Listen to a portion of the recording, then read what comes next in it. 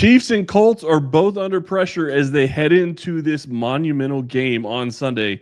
Today on Locked On Chiefs and Locked On Colts, your crossover edition.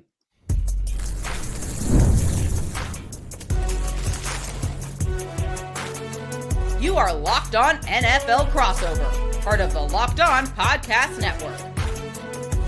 Your team every day. And welcome back to another episode of Locked On Chiefs, and this is a crossover episode with Locked On Colts. Lot to talk about today. Part of the Locked On Podcast Network, your team every day. We are now the #1 podcast network in the U.S. Thank you all for that. Because of you everydayers, we really do appreciate that. And got a special show for you today. Ryan and I are going to be joined by Jake Arthur from Locked On Colts, and we've actually been working with Jake for over a dozen years now, probably. We were talking before the show started how long we've been doing this. It has been quite a while. Today's crossover episode, Thursday episode, is presented by PrizePicks. Download the PrizePicks app today and use code LOCKEDONNFL to get $50 in lineups after you play your first $5 lineup. Thank you all for listening. We really do appreciate that. And again, thank you all to the everydayers. I'm Chris Clark from Chiefs Corner. This is Jake Arthur from Locked On Colts, and I'm sure he can tell you a couple other places that he is. And then Ryan Tracy from NFL 33 and Rogue Analytics, as well as RGR Football. Time to get into it. We're going to talk about the keys to win much later in the show. We're going to talk about sauce on rice a little bit in the second segment. But we're going to talk about pressure, and both teams are going to be facing a lot of it in this game, but in different ways. Jake, how are you doing, buddy? It's nice to see you. I am awesome. It's good to see you guys. It's been quite a while. Yeah, it has. It's a plus, though, when we get back together and cut it up a little bit, shall we say. And we have some good things to talk about today. It's kind of nice. Exactly. Last time the Colts and Chiefs played, I mean, the Colts won, but it was the most disastrous season I can ever recall in 2022. So good to be back with you guys in much better terms for the team. So headed into this game, the Colts have pressure, but it's facing pressure from the top of the league, from the top of the AFC. A little bit different than the Chiefs situation, but I'll let you talk about the Colts pressure that they're dealing with right now, Jake.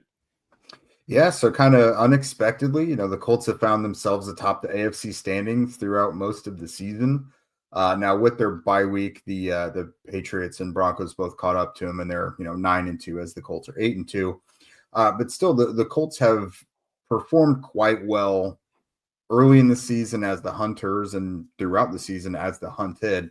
It really seems like they're getting a lot of teams' best efforts. Like you go back a few weeks to the Steelers, and their defense everyone was like, this is like the worst Steelers defense we've seen in years.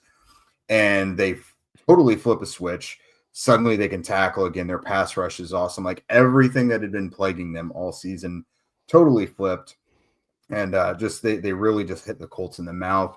And then the Falcons a couple weeks ago out in Berlin, I mean, you never know what Falcons team you're getting, but they definitely gave them their best shot, ultimately in a Colts overtime win. So for the Colts, they're very coach speaky, led by Shane Steichen.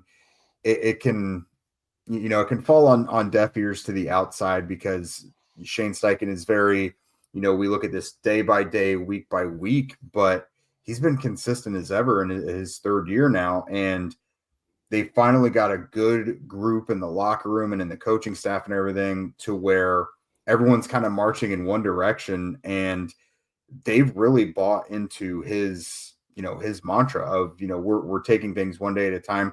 We're not looking ahead whatsoever. And, his consistency has just kind of helped them on all sides of the ball keep their eyes on the ultimate prize. And they don't get too high, don't get too low. And, I think us from the outside kind of pump things up for them more than they ever really look at it this way. Like, especially a matchup like this with the Chiefs.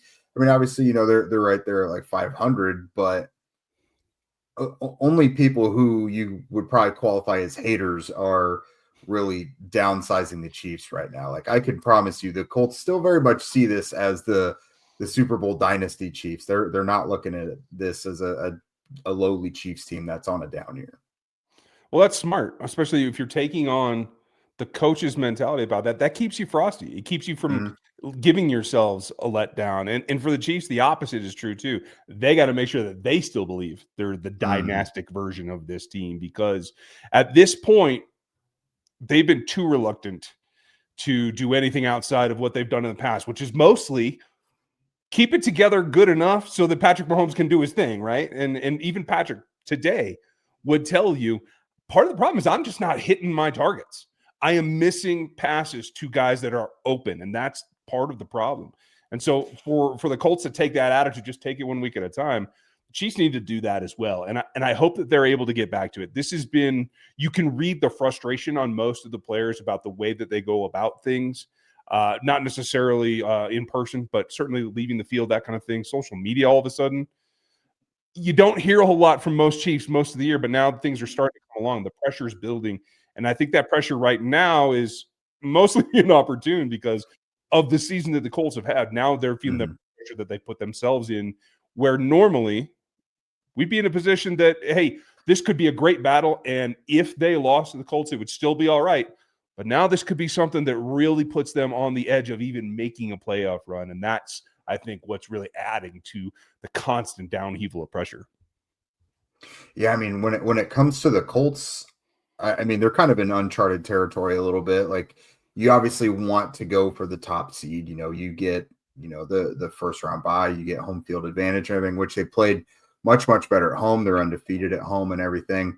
But if you're the Chiefs, yeah, it seems crazy to say, but like this, it feels like it could be a knockout punch. If they lose this game, I don't know what the rest of their schedule looks like, but they're in the AFC West. It's probably not a cakewalk by any means. So yeah, for the Colts, you want to get back to the top and stay in the race with like a Patriots team that, like, don't get me wrong, the Colts schedule has been fluff through the first portion of the season, and they're making each opponent look exactly how they should, but they now have the second most difficult schedule in this back seven here.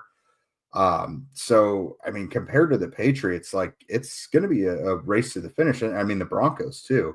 The Colts have a win over the Broncos, but if they want to get that top seed, it's not going to be easy. Game with the Colts and the Broncos early on in the season, and now you're in a situation where you hold the tiebreaker against them, but you're right, you have a tougher schedule than maybe the Broncos have. But it's kind of interesting because you look at how this season has played out for Kansas City, you look at how the season's played out for the Colts.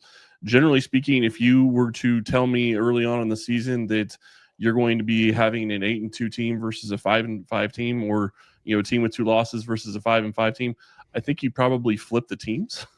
Yeah. That obviously hasn't been the way that this has worked out, and that is okay. Kansas City is under a ton of pressure to try to make the playoffs at this point, and a loss against the Colts puts them with 6 losses. I don't know that they can get to 7 and feel like they can actually make the playoffs. So that is a huge thing that they would have to overcome. But not only that, you're looking at another loss to an AFC team, which is going to hurt you when you're looking at seeding and looking at making the playoffs, because you're probably on the outside looking in at winning the AFC West this year. So it's all about what your common record is and what your AFC record is going to be. So this is a tough game. Kansas City has to go in. They have to try to win this one, and they have to get going in the right direction. When we get back, we're going to talk about sauce on rice and the Chiefs' offensive line and how it could really play a big factor going up against this Colts team coming up next. This episode is brought to you by PrizePicks. You and I make decisions every day, but on PrizePicks, being right gets you paid. Don't miss any of the excitement this sports season, whether you're following the NFL, the NBA, or both. There's no better time to jump into the action. If you haven't tried it yet, PrizePicks is the simplest way to play out there. Just pick more or less on at least 2 players and their stats, what you think, get them right, and you win. It takes less than 60 seconds to make your lineup. You can play anywhere PrizePicks operates, including California, Texas, and Georgia.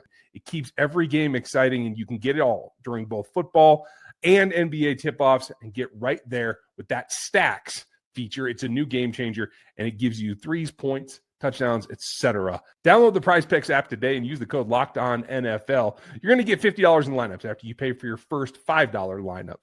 That code again is LOCKEDONNFL for $50 in lineups after your first $5 lineup at PrizePicks. It's good to be right.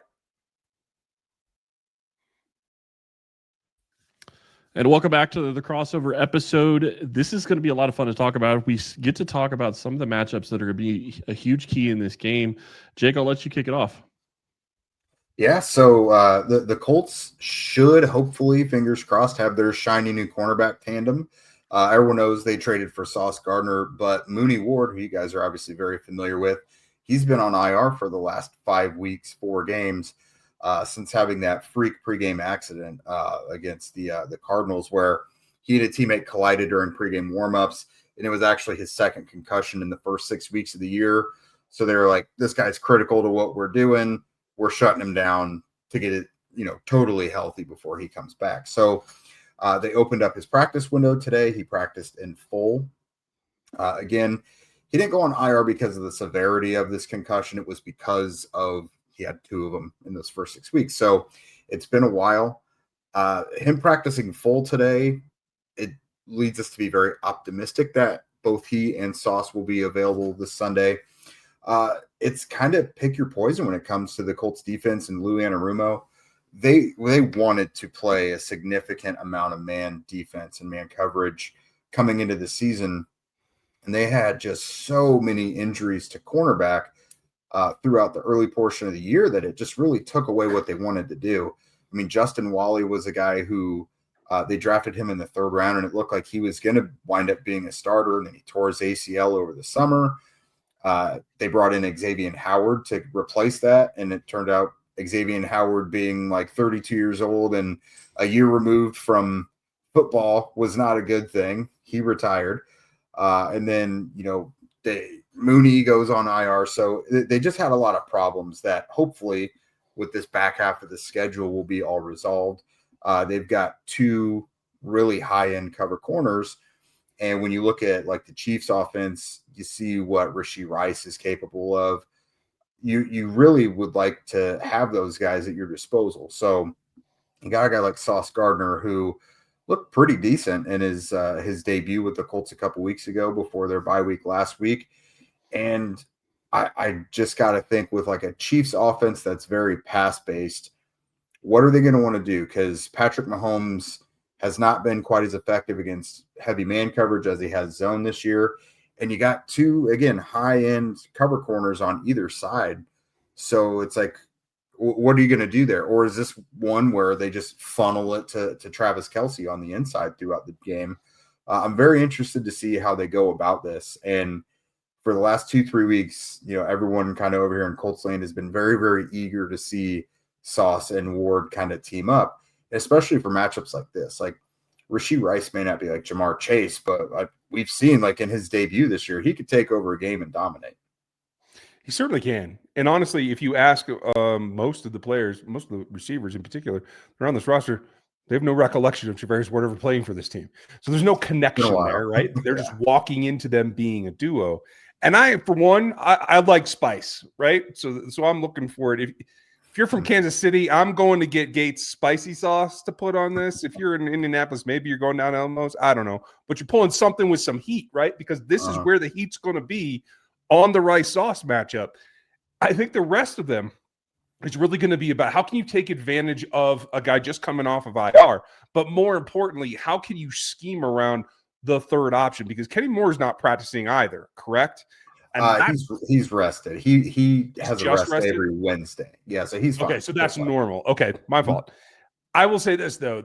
I think it's playing off of that matchup with Rice and Sauce. And if you don't get, especially when you travel, Rashee, which I expect them to do quite a bit, if you're going to give some zone looks, or you're not going to let Sauce take that on, where he does have a physical disadvantage, because Rice is more powerful than people give him credit for. So if you're going to map and try to go across formations and keep up with them, I think that's a recipe that they'll play off of, maybe not being the main dish, but the side dish that they're looking for. Got enough food analogies? I'm not. I mean, now you're making me incredibly hungry, but no, it's I'm very, very curious to see what the Colts are going to do here, because Lou Anarumo will get weird with it. He'll week to week, he'll throw you something new that you haven't seen yet. Like against the Steelers, Jalen Jones is one of their bigger corners who had started for them on the outside the previous 2 years, but wasn't necessarily like the best fit among all the guys they have now. But he was on IR as well. came back against the Steelers a few weeks ago, and right off of IR, they planted him on DK Metcalf, and I think he shot him down to like less than 10 yards receiving. But then you look at the Falcons in their most recent game, he only played a few snaps, but he was kind of like the Kyle Pitts coverage man. So I'm very curious what they do. Like, is Jalen Jones going to be on Travis Kelce? And then they go with like Mooney Ward and Sauce and Jones as three really big, long cover corners and kind of lump Travis Kelce into that.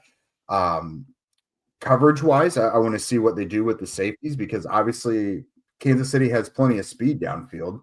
You look at Brown, you look at Worthy and Thornton as well. So, I mean, I don't want to discount anyone's run game, but I almost don't care, because like this is a lot of fireworks. Neither does Andy.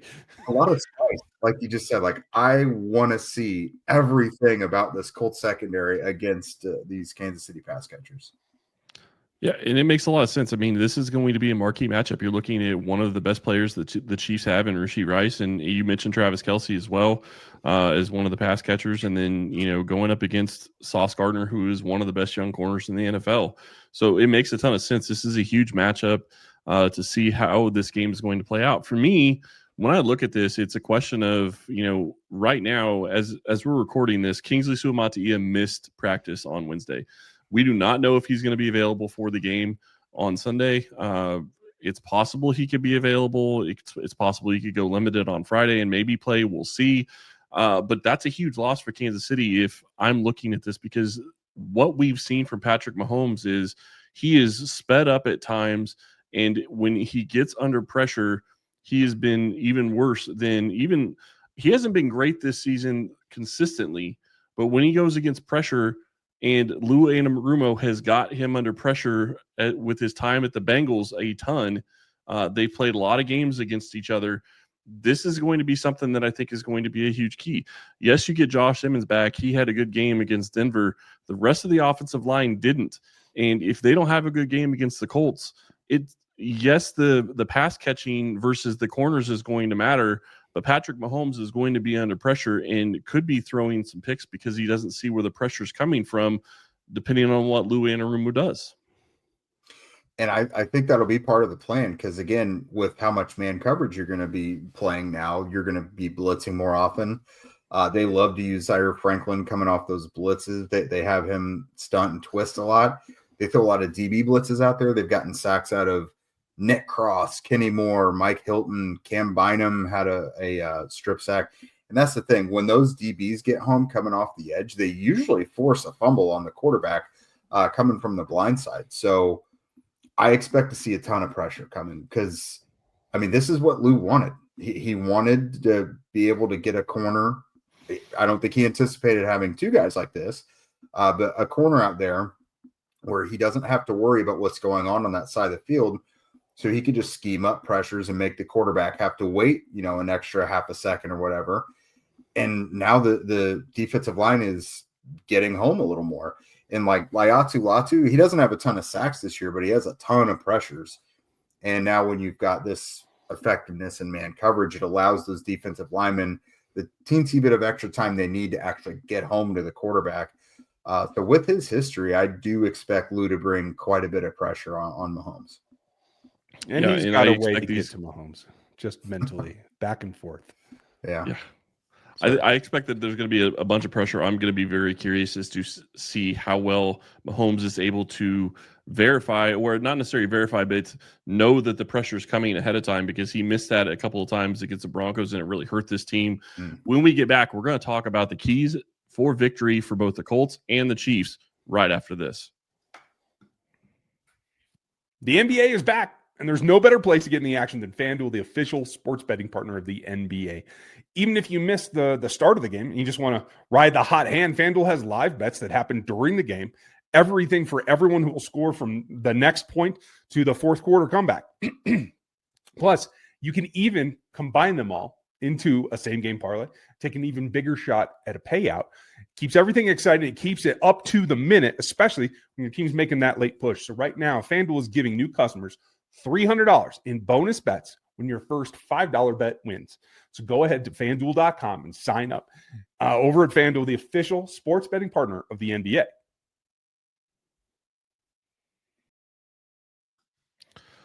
All right, here's the fun part of this show. We get into the keys to the victory for both teams. Ryan, I'm going to start with you on this one. What do you think the keys are for the Chiefs to win this game? The number one thing the Chiefs have to do is keep their minds about them. And it's not the guys on the field. This is up to the coaching staff. The number one thing they have to do is come out prepared. Can't let younger guys, and there are a number of them that are contributing to this roster right now, can't let them be panicked. You can let the older guys start to get a little bit nervous, right? You have to stay focused. Much like we were talking about earlier about the way that the Colts are approaching this, you have to do that as well. You have one opponent left for this season. It is the Colts. Nothing else matters. You got to come out and you got to be surgical with your offense. And you have to make sure that you're physical on defense, the two things that have not been working out very well for these Chiefs the last few weeks, really, since they faced Buffalo. So for me, it's about the preparation by the coaching staff and the game planning that they have a way out if what they want to do doesn't work. If maybe it is Jalen that does something to mess up the process. If Sauce is just too much all over somebody that you can't effectively do what your main goal is, you have to be able to pivot. And that has to include the run game. And that's about the planning. The Chiefs have gotten away from the run far too much this season, more so than even most seasons. And I think that is all in the preparation. Today, as we're speaking, tomorrow, Friday, I think it's more about those days than it is necessarily about execution on Sunday. When it comes to the Colts, like 8-2, they're obviously having a very good season. And I don't want to discredit anything that any other teams have done, but the common denominator in their losses, they've really only had one ugly performance in all of their losses and everything, but it's turnovers. They've had a big problem with allowing sacks the last couple games as well. 12 sacks between the Steelers and the Falcons. A lot. And then like Daniel Jones had like 7 turnovers by himself in those 2 games as well. So it's not realistic, especially with I know Kansas City's defense isn't really what you guys want it to be right now, but I don't want to discredit Steve Spagnuolo, like he'll have something ready, I'm sure. And I mean, that's on tape for the Colts. Like, you're bringing a ton of pressure at Daniel Jones. He's giving you the ball. Like, that's out there. And they just had their bye week, but there's not going to be any quick magic fix for that. So I think it's more about how you counter the pressure that pretty much every defense is going to bring at you now, because they've seen that that's the way you beat the Colts, is cause them to cough the ball up. And I mean, like Pittsburgh, for example, like I mentioned earlier, their defense just magically flipped a switch, but the Colts allowed them, 24 of the Steelers' 27 points were off turnovers. The defense shut the offense down. So like the turnovers were a direct result or a direct, that's why they lost. And then really just kind of dumb penalties as well. That's just been the common denominator, like coughing the ball up like crazy, because it's not like they just turn it over once or twice. It's like an insane amount. It's like at minimum 3 turnovers if they're going to have a bad day. It's raining. And then again, like you look at the Rams, they coughed it up a few times. A.D. Mitchell had a game that got him in the doghouse and then ultimately traded. Like, if they stay out of their own way, like, mistakes are going to happen. That's fine. It happens in every game. You're even going to maybe turn the ball over in a lot of games, take some sacks. But like, you just can't let it roll into an entire systemic thing throughout the entire game, like bounce back from it.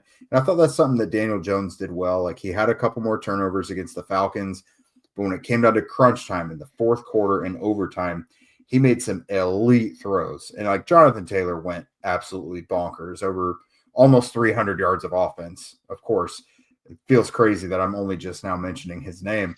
But like, he's a given. Like, he's going to do what he does every week. It's about everything else around him not crumbling and, doing their part that leads to the Colts victory. So yeah, as long as, when pressure does get to Jones, he holds on to the ball and he's not having some arm punts and stuff, like they'll be fine. Just be a little disciplined, because being on the road hasn't been their safe space this year, obviously.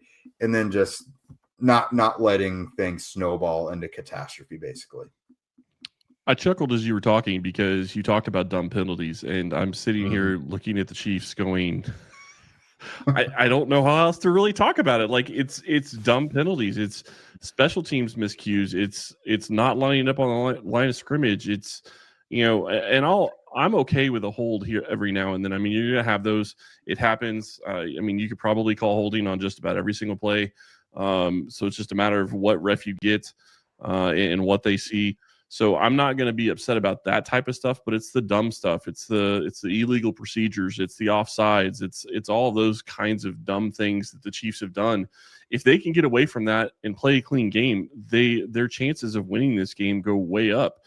And you talk about forcing Daniel Jones into turnovers.